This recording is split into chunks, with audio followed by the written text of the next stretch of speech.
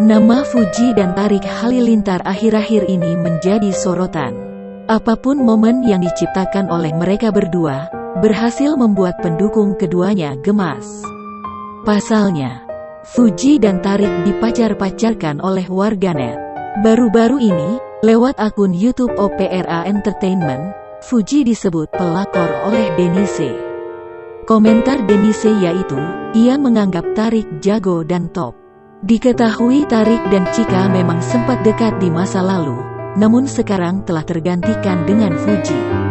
Lewat komentarnya itu, Denise menyebut jika Tarik suka pansos kepada mereka yang baru saja viral, mumpung lagi naik dipacarin.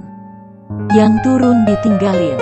Tapi Denise juga merasa keheranan karena dalam kasus ini mengapa Chika yang terkena hujat netizen sedangkan Fuji mendapat pujian.